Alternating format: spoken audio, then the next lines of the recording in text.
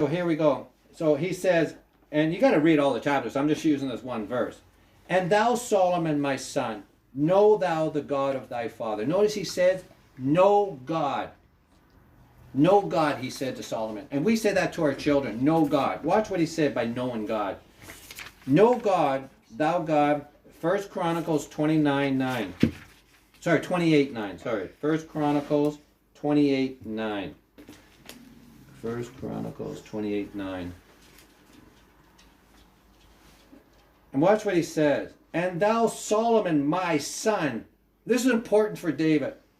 Know thou the God of thy fathers. And serve him what? Notice that, and you know how many times we heard of in churches, you can't be perfect.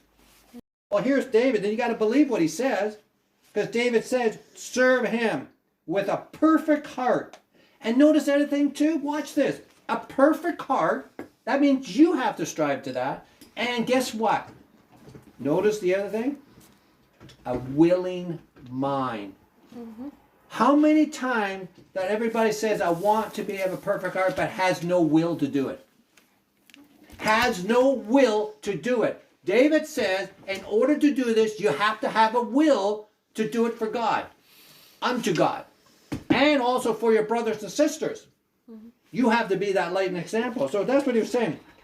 So here with him, a perfect and with a willing mind, for the Lord what? This is what Jesus was teaching. This was what Paul was teaching. He said, he summed it up so well. And listen, you know what? I just opened this up. Last night, I thought I'll just open it 2 times, and this is what I came across. And look at it says, and King David says, with a willing mind, for the Lord searches all. Listen to what David said. The Lord searches all hearts. No exceptions. All hearts, whether you're good or evil. Whether you're good or evil, he searches all hearts. For the Lord searches all the hearts and understand, guess what? This is what the word I wanted to bring out, and we better start learning this word. And today, guess what? I want everyone to take this word, imagination. You hear me?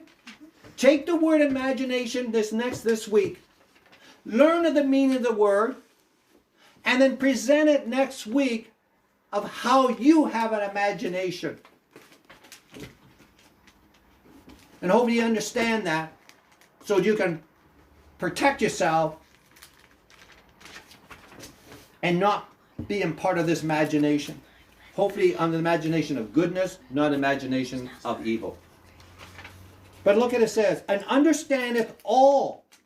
For the Lord searches the heart and understand all, guess what? All your imagination. I never heard that one before. Thoughts. You can put in your thoughts. But the only reason I'm saying thought is I'm saying, people always say, oh, I think. But imagine using the word your imagination. The one you imagine evil. You imagine wrong. You imagine danger. You imagine something's going to happen to you. You know, you're thinking all this wrong imagination. God knows it. He knows it because it's in your heart or in your thoughts. So it says, and understand. He understands all the imaginations of the thoughts of you. So look at this. We got to look at our heart. We got to look at our imagination. Excuse me. Of our thoughts. If thou seek him, which is God, he would be found in you. Remember that? You see what I'm saying? If you search God, it would have been right there at King David before Jesus Christ the Messiah was here. Mm-hmm. He said, if you seek him, which is God, he, God, will be found in you. God will be in you. So God's in me.